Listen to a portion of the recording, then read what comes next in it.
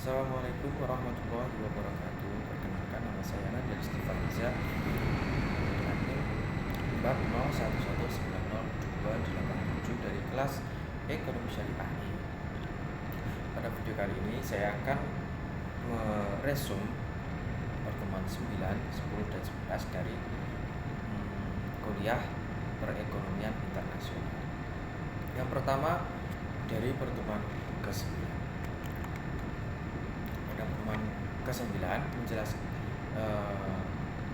menjelaskan tentang faktor produksi bawaan dan teori Hexer-Ohlin. Yang pertama, asumsi teori Hexer-Ohlin. Terdapat dua negara, dua komoditas, yaitu X dan Y, dan dua faktor produksi, yaitu tenaga kerja atau labor dalam kurung L, dan modal atau kapital dalam kurung K. B. Keduanya menggunakan teknologi yang sama dalam produksi. Hal ini menunjukkan jika harga faktor produksi sama di kedua negara. Produsen di kedua negara akan menggunakan jumlah tenaga kerja dan modal yang sama persis dalam produksi dalam produksi setiap komoditas. C. Kedua komoditas yang diproduksi diukur dari skala hasil konstan. D. Semua sumber daya sepenuhnya digunakan di kedua negara. Tidak ada sumber daya atau faktor produksi menganggur di suatu negara. E. Perdagangan internasional antara kedua negara seimbang. Total nilai ekspor masing-masing negara sama dengan nilai total impor nasional. Yang kedua, kelimpahan faktor produksi. Ada dua cara untuk menentukan kelimpahan faktor produksi, yaitu A. Segi unit fisik.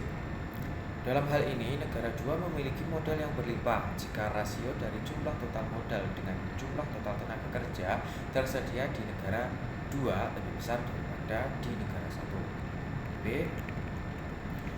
Harga faktor produksi relatif, yaitu dari segi harga sewa modal dan harga waktu di negara masing-masing. Kemudian pertemuan ke-10. Pada pertemuan ke-10 membahas tentang skala ekonomi dan persaingan tidak sempurna dalam perdagangan internasional. Yang pertama, skala ekonomis dan perdagangan internasional. Adanya skala ekonomi ataupun skala hasil yang meningkat menandakan bahwa input yang dibutuhkan per unit produksi semakin kecil dengan semakin banyaknya output yang diproduksi. Peningkatan produksi itu sendiri dapat dicapai apakah perusahaan-perusahaan yang bersangkutan sudah bisa melakukannya sekedar dengan memproduksi lebih banyak, atau sebaliknya harus ada peningkatan jumlah perusahaan. Untuk menganalisa dampak skala ekonomi terhadap struktur pasar membutuhkan kejelasan tentang peningkatan produksi, seperti apa yang diperlukan untuk menurunkan biaya rata-rata. Skala ekonomi eksternal atau external economies of scale akan tercipta apabila jumlah biaya per unit sudah tergantung pada besarnya industri, tidak perlu pada besarnya satu perusahaan. Selanjutnya, yang kedua, persaingan tidak sempurna dan perdagangan internasional. Perdagangan berdasarkan diferensiasi produk. Keuntungan yang didapatkan dari menyediakan lebih banyak jenis dari masing-masing barang untuk konsumen akan lebih besar dirasakan oleh negara-negara yang berkembang yang baru-baru ini membuka perdagangan internasional yang lebih luas. Keunggulan komparatif tampaknya menentukan pola perdagangan antar industri, sedangkan skala ekonomi dalam produk terdiferensi menimbulkan perdagangan intra-industri. Yang ketiga, perdagangan yang didasarkan pada perbedaan teknologi yang bersifat dinamis. Model kesenjangan teknologi dan model siklus produk. Menurut model kesenjangan teknologi yang diperkenalkan oleh Posner pada tahun 1961, banyak dari perdagangan di antara negara industri berdasarkan pada pengenalan produk baru dan proses produksi baru ini memberikan perusahaan dan negara yang berinovasi monopoli sementara pasar dunia. D. Biaya transportasi standar, lingkungan dan perdagangan internasional. Biaya transportasi dan komoditas yang tidak diperdagangkan secara internasional. Biaya transportasi juga mempengaruhi perdagangan internasional dengan mempengaruhi lokasi produksi dan industri. Industri dapat diklarifikasikan sebagai berorientasi sumber daya, berorientasi pasar, atau mudah berubah. Selanjutnya, pertemuan ke-11. Pada pertemuan ke-11 membahas tentang hubungan pertumbuhan ekonomi dan perdagangan internasional. A. Pertumbuhan faktor produksi. Seiring berjalannya waktu, populasi suatu negara biasanya akan berkembang bersamaan. Bersamaan dengan itu, berkembang pula ukuran angkatan kerjanya.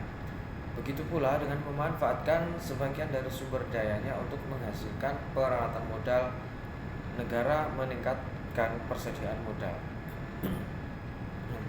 Yang pertama, pertumbuhan tenaga kerja dan akumulasi modal dari waktu ke waktu. Dan yang kedua, teori Rybczynski.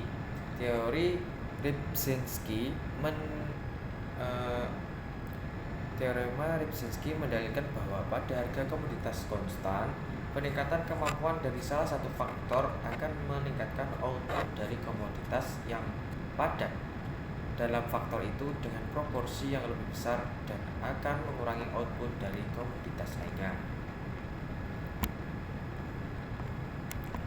Pengaruh pertumbuhan terhadap perdagangan.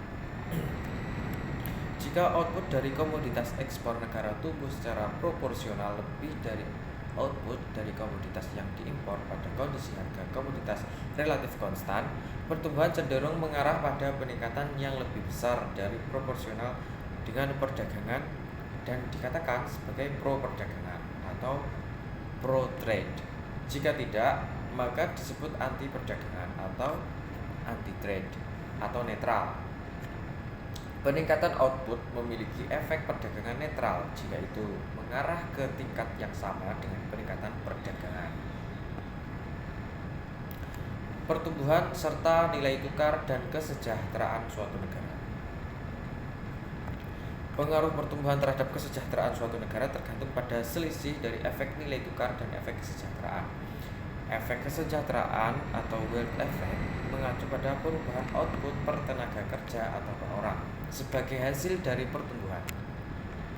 Efek kesejahteraan yang positif dengan sendirinya cenderung meningkatkan kesejahteraan negara. Jika tidak, kesejahteraan negara cenderung menurun atau tetap tidak berubah. Jika efek kesejahteraan adalah positif dan nilai tukar suatu negara meningkat sebagai hasil dari pertumbuhan dan perdagangan, kesejahteraan negara pasti akan dan perubahan selera dan perdagangan di kedua negara. Dengan pertumbuhan atau perubahan selera di kedua negara, kurva penawaran ekspor kedua negara akan bergeser, mengubah volume atau nilai tukar kedua negara. Terlepas dari sumbernya, pergeseran kurva penawaran ekspor suatu negara terhadap sumber maupun komoditas ekspor cenderung menunjukkan pada kondisi harga konstan dan